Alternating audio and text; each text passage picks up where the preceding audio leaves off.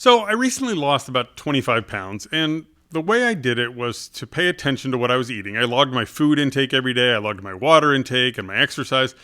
Now, my goal was to lose weight, but what I learned along the way was that I already had a pretty good relationship with food, in that I've never really felt guilty eating so-called bad foods. But that's not true for everyone, and that relationship to food is super important when it comes to losing weight or actually just living a healthier life. Well, Pete, first of all, congratulations. And I wish people could see you right now because you look great. Do you feel great? Thank you. Yes, I do. Yeah, I figured you did. Now, my experience, sadly, is completely different. With every new diet comes a new set of rules.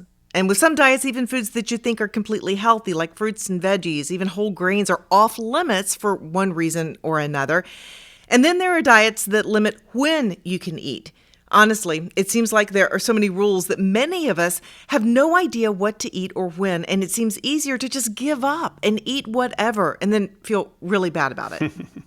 So how do we come to peace with food and live healthier both mentally and physically? We're about to tell you. It's called intuitive eating. Hi, everybody. I'm Macy Jepson. And I'm Pete Kenworthy, and this is Healthy at UH. And today is an interesting subject. It sounds like we're talking about a diet, but we're not. Intuitive eating isn't about losing weight, though it might help you get there. Joining us is Jessica Jurcak, a registered dietitian and wellness coordinator at University Hospitals in Cleveland, Ohio. Jessica, thanks for being with us. Thanks so much for having me. So let's start with a broad overview. As I said, intuitive eating isn't a diet, so what is it? That is correct. Intuitive eating is not a diet, and it's important to note that 95% of traditional fad diets, dieting with nutrition, do fail. And many people end up cycling back to being even worse off than where they started when they try to follow some kind of fad diet.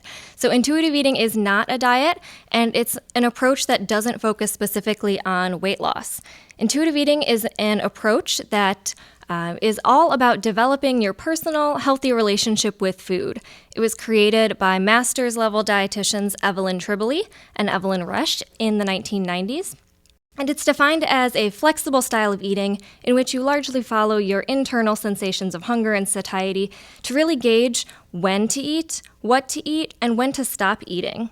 And it really rejects all of the external fad diet kind of rules. It's more of a process to build trust within your body, to, again, figure out when to eat, what to eat, and get back in tune with the instincts that we used to have.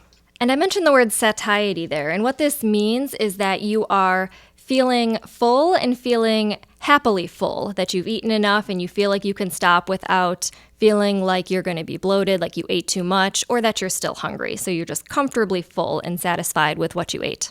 Before we go a little bit deeper into exactly how this works, this podcast is about breaking down myths, Jessica, and backing what might be considered a fad, right? Digging in and finding science behind it. So let's just ask that question first. Is there science behind this? Yes, there is evidence behind this. In the last 4 to 6 years, there's been a huge growing body of evidence that supports this approach to a healthy, holistic lifestyle with intuitive eating. For example, back in 2017, there was a literature review that looked at mindfulness in general and intuitive eating strategies. And this literature review concluded that the mindfulness approach, the mindful eating approach, really does have the potential to address problematic eating behaviors and the challenges that many people face with controlling their food intake. And in the past 5 years, there's been more evidence supporting different populations, specifically with intuitive eating. For example, both pre-pregnancy and postpartum women, eating disorder clients, and adolescents with type 1 diabetes. So compared to the rigid eating structures of diets and fad diets, the intuitive eating pattern really promotes a positive body image and an overall general mindfulness that helps you to associate eating with more positive emotions and positive habits. Okay, then. All right, well, let's dig into it a little bit and talk about exactly what this looks like, how it works. So there are principles of intuitive eating, is that right? There are 10 principles, and I'll go ahead and just read them off for you. Principle 1 is rejecting the diet mentality, getting rid of all of the food rules that you've ever had throughout your entire life. Principle 2 is honoring your hunger, making sure that you're getting back in tune with your hunger and fullness cues. Principle 3 is making peace with food. 4 is challenging the food police. Again, making sure you are paying attention to those inner food critics, the inner thoughts that are telling you what you should and should not eat, and throwing them out the window. Principle 5 is feeling your fullness. 6 is discovering the satisfaction factor, and that's the fun one where you get to dig into all the flavors and the fun of eating again. Principle 7 is cope with your feelings without using food. 8 is respecting your body. 9 is exercise, feel the difference. And principle 10 is honor your health with gentle nutrition. So that's a lot of principles to follow, right? And I'm wondering if there's any sort of prioritization or any more important than the others. I mean, or more difficult for some people than others. Like, it would seem like making peace with food is a huge one in this, right? And I realize they're all important, but that one, for people who have not done that in the past or feel guilty about eating certain things, that's got to be a difficult one to get through. It definitely is. Again, getting rid of all of those food rules and the structure that you've had set for your entire life can be very challenging to let go of and kind of scary to give up and then not have that structure to go back to. Another one that I'd say would be kind of a big one to focus on would be number 7, the coping with your feelings without using food. Food is emotions. We all have emotions connected to food, to traditions, to holidays, to the way that we handle our stress. And so digging in and learning kind of what your emotional food ghosts are and your stressors in life and how do you deal with all of those things without turning to food as a coping mechanism. And that's where intuitive eating and the mindfulness component comes in, and healthy lifestyles overall, managing your stress and your whole day-to-day lifestyle without using food as your coping mechanism. And you're also saying we don't have to make rules about good and bad foods or when we're allowed to eat. We can really eat whatever we want with this? That's right. And saying, eat whatever you want is a very strong phrase, right? So it's important to remember that respecting your body is a part of the process, and feeding yourself nutritious food in order to stay healthy is a form of self-care.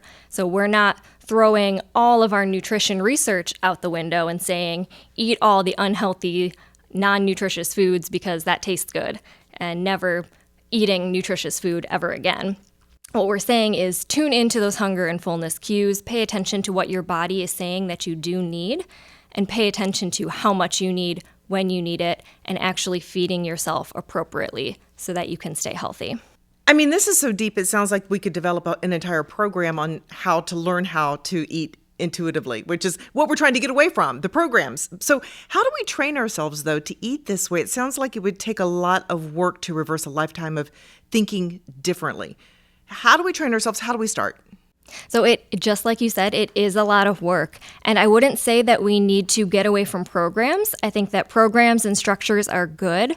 What we need to get away from is the rigid fad diets that do not work. So for intuitive eating specifically, there are a couple of books that you can learn the research, the evidence, all of the background around the intuitive eating approach. There's also a do-it-yourself kind of self-guide workbook that walks you through each of these 10 principles. But another great place to start, if this is something completely foreign and new to you, would be to start with general mindfulness and learning the mindfulness approach. Like I mentioned before, just improving your mindfulness can impact your eating behaviors and your health outcomes. Let's say we pull it off, right? Like, let's say we follow all the rules, we do all the right things with intuitive eating. What kind of results can we expect? Everybody goes into things like this wanting to lose weight, or I would think that would be a big priority. But then long term is sustaining that, right? Living healthy. Is that what we could look forward to if we buy in and do this 100% correctly? Yes, like I said before, it is not specifically a weight loss approach. That may happen if you change your eating patterns in such a way that reduces calorie intake or increases calorie output through exercise and physical activity. But the goal is not weight loss. The goal is a better relationship with your body, better body positivity, and feeling better in your body. And then that whole mental and emotional well-being aspect is having this better relationship with food, not having to fight the food police every day and beat yourself up for eating a certain food or not eating a certain food that you want. Really making peace with your whole eating patterns and your whole diet. So I'm still trying to get my head around this a little bit. Could you play this out for us as kind of a day in the life of someone who lives this lifestyle? What their breakfast and lunch looks like, what their stressful eating looks like, what it looks like when they're just craving a Twinkie. Sure. So let's say somebody is feeling very stressed out. They went out with some friends the night before and ate pizza, even though it's one of their rules that they're not supposed to eat those foods. They're not supposed to eat after 8 o'clock at night. And they had a late night pizza at 10:30 with their friends. The next morning they get up and they say to themselves, I ate that pizza last night. I should not have done that. I know I've just gained 5 pounds from it and everything is thrown out the window now. I just messed up my diet completely. Well, we know that in that case, that's the food police talking, and that beating yourself up about it is not going to result in a positive net habit that day. A better approach would then be to forgive yourself, to say that's the food police talking, and challenge that thought to say, is that true? Did I literally gain 5 pounds from it? Look at the lived experience, look at it with objective facts and find out, is that statement that I just told myself true? More than likely, it's not going to be true, either based on facts or your own lived experience. So then the next step would be to decide, what am I going to do to pay attention to the way that my body feels today? Maybe you don't feel very good in your body. Maybe you feel a little bit bloated. Maybe you are not hungry for breakfast because you ate later than you usually would have. So pay attention to that and figure out, do I need a little bit lighter or healthier breakfast this morning? Do I need some more water to make up for the salt that was in that pizza that I'm feeling a little bit bloated now? Do I need to move around a little bit more to feel better today? And start to, take some steps to listen to your body, and based on how you're feeling, get the nutrition, get the foods and the movement that you need to get back on track and to feel good, rather than sitting in that cycle of beating yourself up about it, not feeling good, throwing your whole diet out the window and regressing back to square one again. Is a lot of this eating really only when you're hungry, not eating when you're not hungry, and stopping when you're full? This is kind of how it sounds like this is going, right? Yeah, and that is a big part of it. Tuning back into your body's cues. It's also about that positive body image and that self-respect for your body, and finding the ways to eat, the types of foods to eat, and the exercise that you actually enjoy and love. And that's why it's a whole lifestyle approach, and that you are not going to the gym and getting on the elliptical for an hour because somebody said that that's the best cardio. That if maybe you like swimming, maybe you like walking your dog or playing with your kids in the yard, and that's going to be your exercise. It's about finding the things that you like to do to live a healthy lifestyle. And that would be for anyone, whether they're just wanting to eat more healthfully, whether they're wanting to lose a little weight, anyone. Yes, absolutely. Anybody can do this, can take this approach. Again, there is more and more research coming every single year with this approach. Right now, there's most evidence for clients with eating disorders, with type 1 diabetes, postpartum women. Those kinds of populations have had the most research, but anybody can take this approach and find a healthier relationship with food and a healthy lifestyle. Okay, so that helps me visualize things a little better.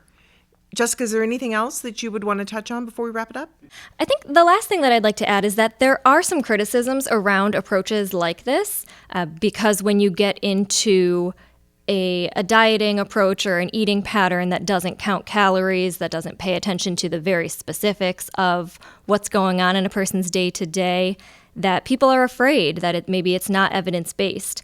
And I just want to point out that the very last principle, which is honor your health with gentle nutrition, does wrap in and pull together all of the dietary guidelines for Americans and all of our evidence-based information that we do have around nutrition. So again, it's about finding the holistic lifestyle approach that works for you with a positive body appreciation and positive mental health approach to eating. Awesome. Jessica Jurcak, registered dietitian and wellness coordinator at University Hospitals in Cleveland. Thanks so much for being with us today. Thank you so much. Remember, you can find and subscribe to this podcast on iTunes, Google Podcasts, Stitcher, or wherever you get your podcasts. Search University Hospitals or Healthy at UH, depending on where you subscribe. And for more health news, advice from medical experts, and Healthy at UH podcast, go to uhhospitals.org/blog.